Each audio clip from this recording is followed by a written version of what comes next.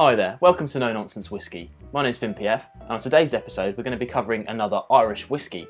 Now, if you've been following the channel for any length of time, you'll know that this year I've made a little bit of a promise to myself to cover more Irish whisky and more rye whisky, breaking away from the traditions of kind of Scotch and the world whiskies that I've been trying. I want to try and break into these little subsections that I haven't really been touching on in the last 3 years.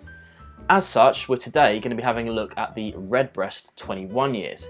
Now, another mantra of the channel is that I, generally speaking, cover stuff that most people can afford.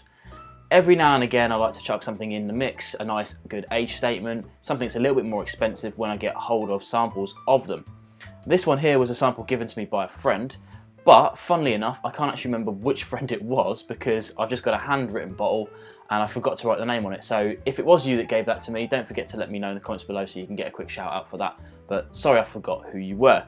But you have to be able to take these opportunities when they come up, because this here is a 150 odd pound whisky. Very, very, very expensive. Now, it's obviously an Irish whisky. It is triple distilled, and this is made at the Middleton Distillery in Cork, which is owned by Irish distillers. And that's kind of a complicated kind of arrangement, but I've made a video on that when I covered the basic Jamesons. So if you want to check that out, I'll put a link up here and you can hear about that kind of relationship a little bit more in detail. So, £150 for a whisky, 46%, 21 years old, should be pretty good. In fact, it was given second place of best whisky in the world by Jim Murray a couple of years on the trot. So he thinks it's certainly worth the mantra of an excellent whisky, but we will see, Now, Redbreast, I have covered the 12-year age statement already. I put a link up there again to that. They also have a 12-year-old cask strength. They have a 15-year-old expression, and they have the Lustau, not exactly sure how to pronounce that, and the 21. They've got a bunch of other special stuff going on, but these are kind of the core range that we're talking about. In terms of cask makeup, this is made up of two different types. It's the first fill ex-bourbon and the first fill ex-sherry. So we should be expecting a lot of those two influences in there, especially first fill should have a lot of influence on this final product. Let's have enough wittering and get onto the whisky itself and see what we've got in the glass. Now, this is one of those whiskies that really does need to be sat on the side. Now, the sample I received was from a good way down the bottle, so we usually talk about neck pours a lot in this industry, but sometimes the neck pour isn't that indicative of the whisky as it starts to go down the bottle.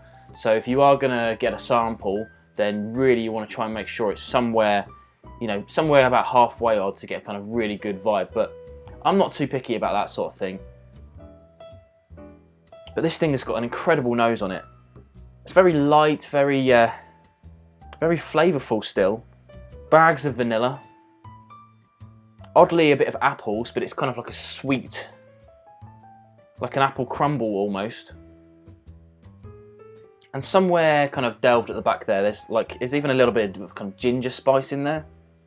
I talk a lot about spices on this channel because I cover a lot of bourbons. I tend to talk about things like cinnamon and clove, but this is definitely pushing on for more of a gingery spiciness. Let's try on the palate.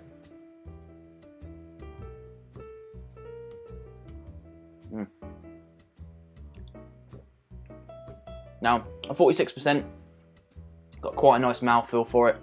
There's quite a lot of spiciness going on still, especially after you swallow, but it's very sherry fruit forward. Lots of extra vanillas, more apples that we were getting on the nose. And then somewhere towards the back, we get this kind of apricot vibe, which is interesting. There's only 2 whiskies I can think of, including this one now, that I have ever tried a bit of apricot on the back end. And that was the Highland Park 21 was the other one. I think I've done a video of that, so I'll pop a link up there as well to that one. But interesting to get that sort of characteristic of this. I'm really enjoying that.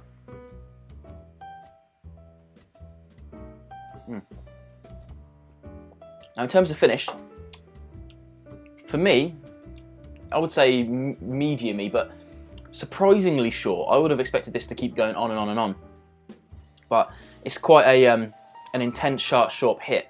So you're getting a lot of that spices, loads more of that apricot coming through, and of course a big oak influence as well. But for me, that disappears off quite quickly, and you're kind of left wanting more of it, which is not really a bad thing. But at 150 plus pounds a bottle, you're going to have to pace yourself on this thing, because it isn't cheap. I mean, for me, definitely, this is 100% an amazing whiskey.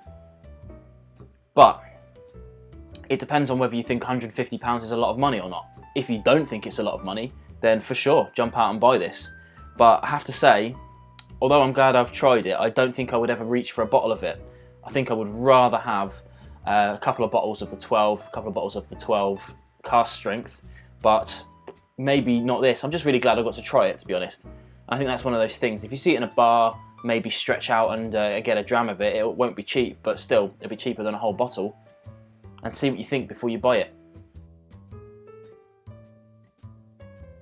Which is owned by... in fact, it was voted